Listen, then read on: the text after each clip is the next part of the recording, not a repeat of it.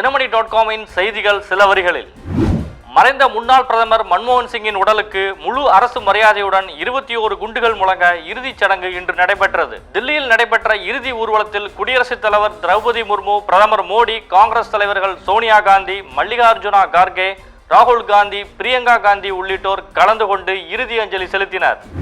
மன்மோகனின் அரசியல் துணிவு இல்லாமல் India America இடையிலான நல்லுறவு ஏற்பட்டிருக்காது என அமெரிக்க அதிபர் ஜோ பைடன் புகழஞ்சலி செலுத்தியுள்ளார். அமெரிக்கா, ரஷ்யா, பிரிட்டன், கனடா, நேபாளம், ஆப்கானிஸ்தான், மாலத்தீவு, பாகிஸ்தான் உள்ளிட்ட பல்வேறு நாடுகளின் தலைவர்கள் புகழஞ்சலி செலுத்தியுள்ளனர்.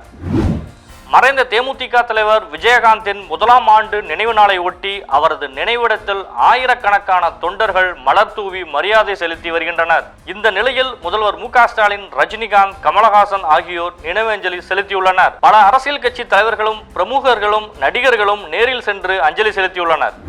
புதுச்சேரியில் பாட்டாளி மக்கள் கட்சியின் புத்தாண்டு சிறப்பு பொதுக்குழு கூட்டத்தில் இளைஞரணி தலைவர் நியமனம் தொடர்பாக நிறுவனர் ராமதாஸ், தலைவர் அன்புமணி இடையே வார்த்தை மோதல் ஏற்பட்டது. நான் சொல்வதைத்தான் கேட்க வேண்டும், கேட்காதவங்க கட்சியில் இருக்க முடியாது என ராமதாஸ் கூறியதும் நிர்வாகிகள் தொண்டர்களிடையே பெரும் கூச்சல் குழப்பம் ஏற்பட்டது.